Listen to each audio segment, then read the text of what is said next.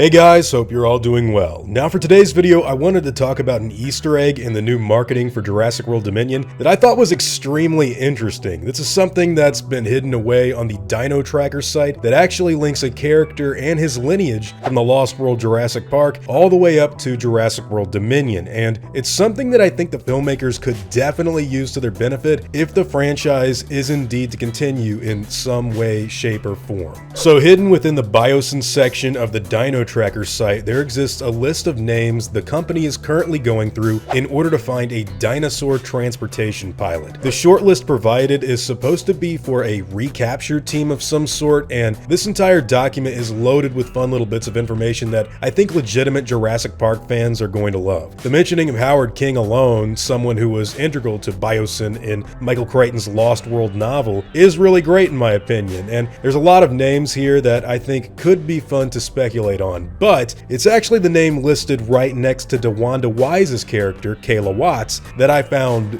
most interesting. This guy is named TEMBO, who you should remember was the big game hunter dead set on a tyrannosaur, male, buck only from the Lost World. Now, the character listed here is obviously supposed to catch your attention with that kind of name, but if you look close enough, you'll see that it's actually not Roland TEMBO that they're talking about, because the first name is represented with an E instead of what would normally be an R for Roland. Now, the story of Roland TEMBO and what went down in the second Jurassic Park movie pretty much ends with the man leaving Isla Sorna behind and stating that he's done working with InGen. He'd gone out to Site B in order to take down the quote greatest predator that's ever lived, and wound up with the death of his friend instead. The extended scenes that were deleted from the final cut of The Lost World go into way more detail about their long-lasting hunting career that really adds into the whole character arc that Pete Postlethwaite delivers on once the Rex is captured. However, he still never really got that trophy, if you honestly think about it. And now 25 years later, there is an TEMBO on a short list of names for Biosyn to hire dinosaur wranglers for this new project. So I've mentioned it before in the past several times, but Roland TEMBO is my favorite character in all the Jurassic Park movies by far. I think Alan Grant, Owen Grady, John Hammond, and everyone else are obviously some of the most iconic to the franchise, but Pete Postlethwaite's performance really sells The Lost World as the kind of movie that it is, in my opinion, and every line Roland TEMBO has in that film is instantly quotable. The film transcended the normal Jurassic style and kind of became both a sequel to the first movie as well as a hardcore 90s action film at times with all of those one-liners, which to the film's credit, Ian Malcolm has a lot of too. But as far as this little Easter egg goes, I think if the filmmakers play their cards right, this could actually be used extremely well for future material due to one really cool link with Pete Postlethwaite that Steven Spielberg and Colin Trevorrow may have, and that happens to be the man's own son. I'm not sure how many Jurassic Park fans know this, but William Postlethwaite is actually an accomplished actor all his own and has appeared in a lot of movies and shows over the last few years. And in my own opinion, the dude is absolutely the spitting image of his father and someone that I think could be written to have a legitimately compelling character motivation for showing up in a Jurassic World film. You see, with the passing of Pete Postlethwaite in 2011, we kind of lost what I consider to be one of the most underrated Hollywood actors of his time, and it was a pretty sad day for a lot of fans of The Lost World like myself, in a similar way to when Michael Crichton, Stan Winston, and Richard Attenborough passed away.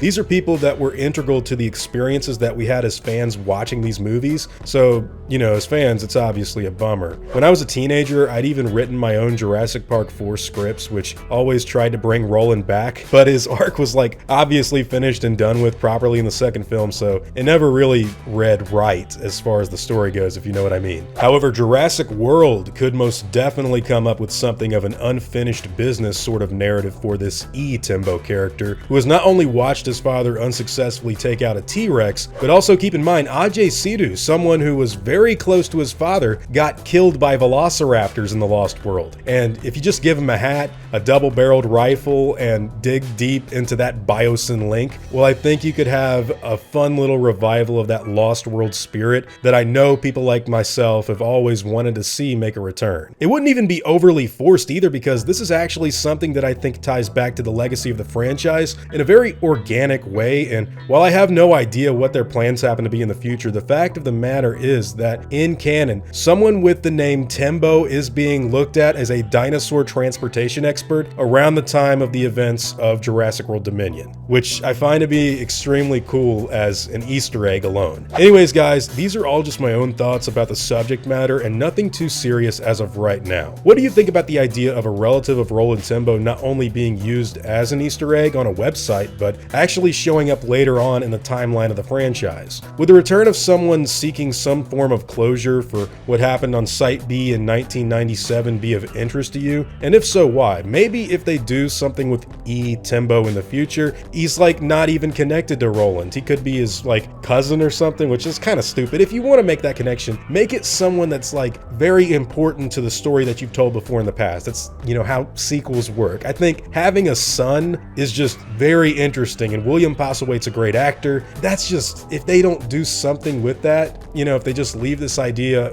on the table, that's a bit disappointing. But I have no idea what their plans are, so whatever your own thoughts happen to be and what you think about this little Easter egg, I'd love to hear them in the comments down below.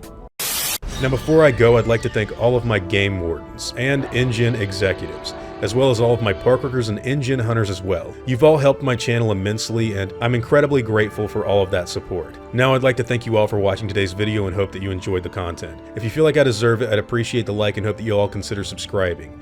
I'll see you all in the next video guys, and as always, take it easy.